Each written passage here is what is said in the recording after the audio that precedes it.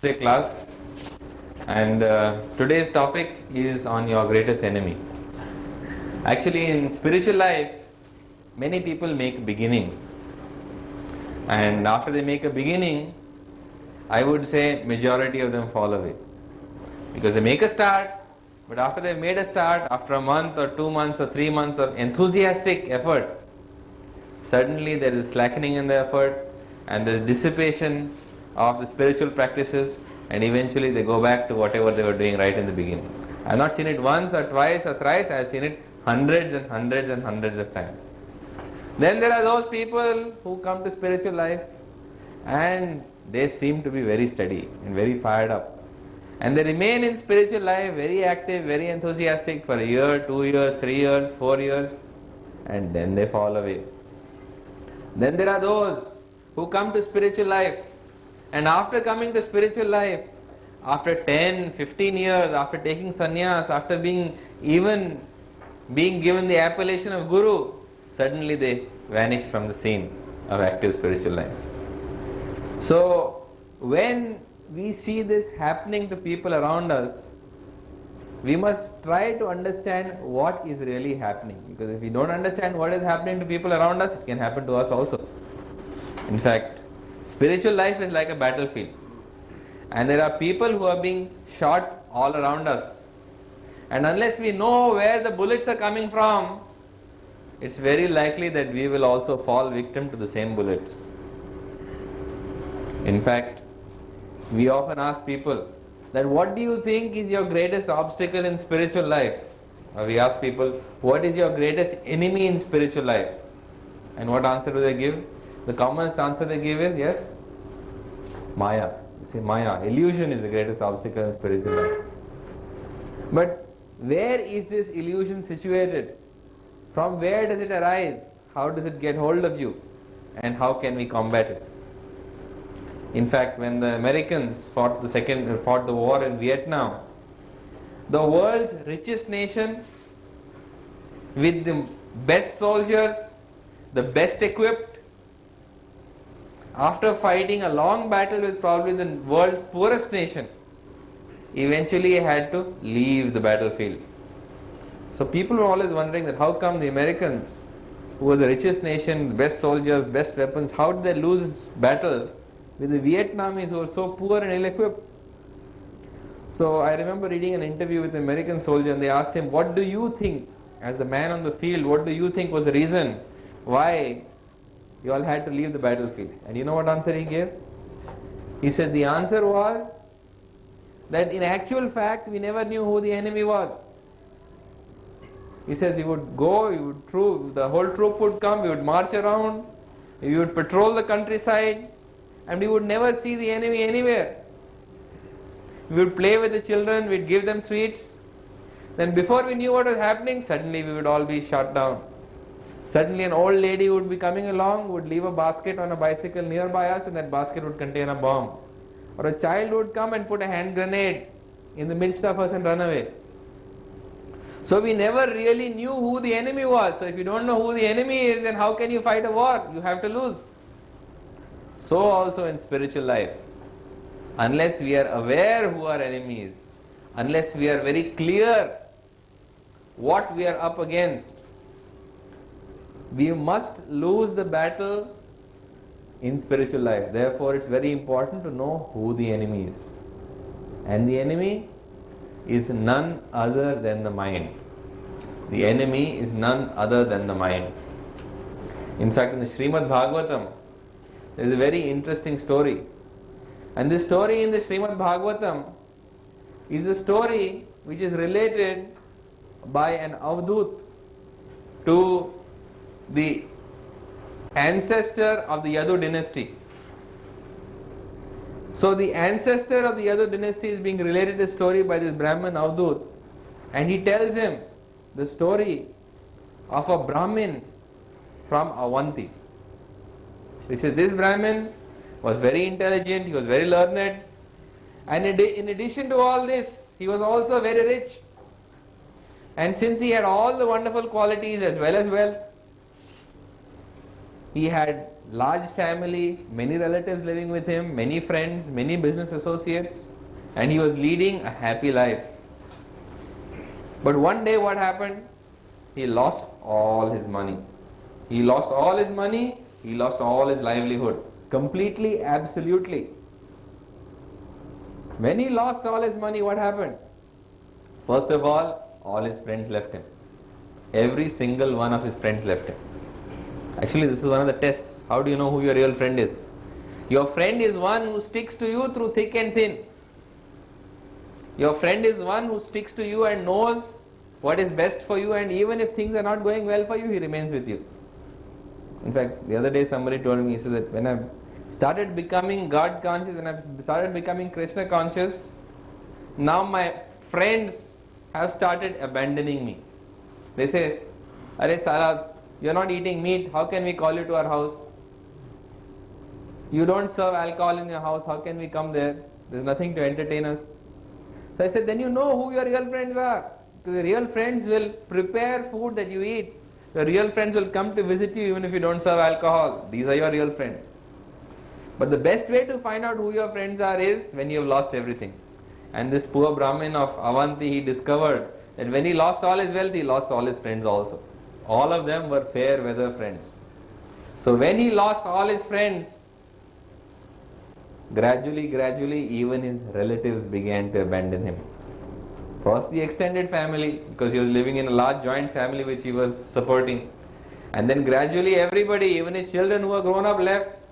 And finally his wife also left to go and live with her children. And this poor Brahmin was left all alone. He had no friends, no family, no wealth. And being all alone, he thought about the situation that he was in. And he thought that maybe God has been kind to me. He has taken everything away from me so that I can depend on Him. So let me, now that I have lost everything, let me take wholeheartedly to spiritual life. And this Brahmin took the order of sannyas. So he became a sannyasi. So you would have thought that now that he has made a great step in spiritual life, he has entered into spiritual life, and having entered into spiritual life wholeheartedly, now there should be no problems for him. But in actual fact, his problems had only just begun. Because although he had taken sannyas, nobody showed any respect for him. When he would walk through the streets, people would say, this fellow, when he had a lot of money, he was a very proud man. Now that he's lost everything, he is taken to spiritual life. Now that he's in difficulty, he is taken to spiritual life. So nobody had any respect for him. When he would walk through the streets, children used to pelt him with stones. People used to talk rudely and abusively to him. When he used to sit down and eat food by the bank of the river, children used to come and spit on the top of his head, or they would try to pass urine when he had spread the food on the ground. When he was sleeping, people would steal his bag of beads, they would steal his sannyas danda. When he would take a Maun Rath, they would come and they would beat him with sticks. So that being beaten with sticks, he had no choice but to open his mouth and say something, even if it was in pain. So this was the miseries that this poor Brahmin of Avanti went through. This was the misery that he went through. That not only he lost his family, his wealth, his friends, but even after taking through spiritual life, the miseries did not leave him. In fact, people persecuted him more and more and more. So at this point, Krishna is actually relating this story to Uddhava. So Krishna tells Uddhava in the Uddhava Gita that this Brahmin was able to tolerate, he was able to bear all the sufferings and all the miseries simply by singing what is known as the song of the Avanti Brahmana. Simply by singing the song of the Avanti Brahmana, he was able to bear all the sufferings and all the miseries. So Uddhava asks Krishna that please let me hear the song that he sang. What is the song that helped him to bear his miseries? Because I also have miseries and everybody has miseries. And simply if we hear this song when we are in misery, we can also chant this song and maybe we will also be able to bear our miseries. Because in this world, nobody is free of misery. This is known as Dukh Alayam or Shashvatam. This is a place of misery where everything is temporary. It's also known in the Bhagavad Gita as Anityam asukham lokam. This is a place where nothing is permanent and there is no happiness in this world. This is asukham lokam. So Krishna tells him the song that the Avanti Brahmana used to sing, because he was being persecuted and tortured by so many people. And you know what he used to sing? He used to say, Nayam jano me sukha dukha hetur. He says, these people who are persecuting me, they are not responsible for my distress. Very often we think that the cause of our problems is just this one rascal. If something is done to this one rascal, then everything will work out fine for me. That person may be anybody. It may be your father. In Kali Yuga, it may be your father, it may be your brother, it may be your business partner, it may be your boss, it may be anybody, maybe your employee, maybe your employer. But there is always somebody we find to blame for our miseries. We say, this is the person who is responsible for my miseries. Everything in my life is going smoothly and wonderfully, but this one person is the cause of my miseries. If something is done to him, everything in my life will run smoothly.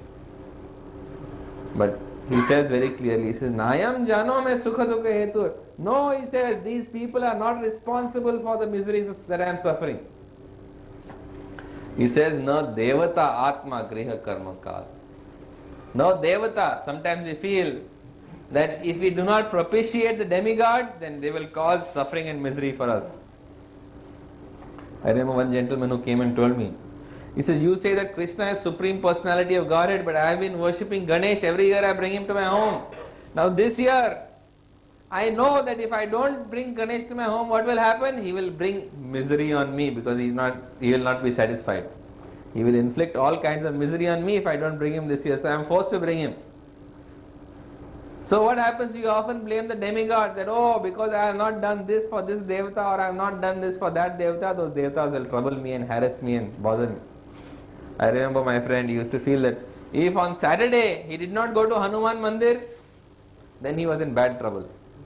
Why? Because he would be put in a difficult situation. So people always believe that some demigod or the other is going to bother him. So he said, no devata, not the demigods, not these people are harassing me, these people are not harassing me, neither are the demigods harassing me. No devata, atma. Sometimes we feel the body. Atma also means body, it also means mind, it also means soul. Here it means body. So sometimes we feel our body is causing us distress. Today I met one patient who was telling me, he says, doctor, everything in life is wonderful for me.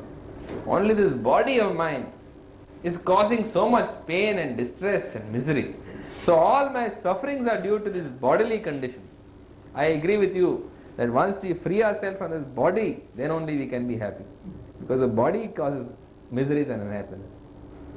But this Avanti Brahmana says that no, he says, Nayam jano me sukha dukha hetur. No, devata atma, not this body also is the cause of your miseries. Sometimes we feel that if I had a better body, a healthier body, a fitter body, how do you body? He says, no, it's not your body that's causing you distress.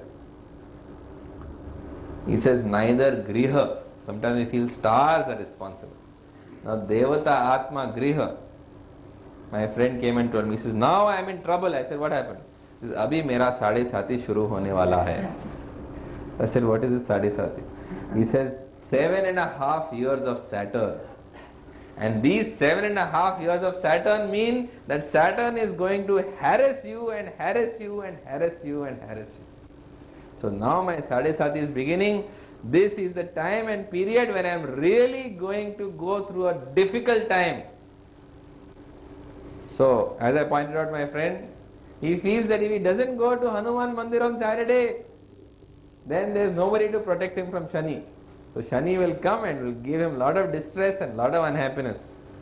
Sometimes people feel that they are going through, I have friends who are also very interested in astrology. In fact, myself, I have taken great interest in astrology. So people feel that because I am going through the Mahadasha of the worst period, worst planet in my horoscope, I am going through great difficulty. Now I have to suffer for 10 years. And after this 10-year Mahadasha is over, only then I will have a comfortable time in life. But this Brahmin says very clearly, he says, Nayam jano me sukha dukha hetur na devata atma griha, not even the stars are responsible.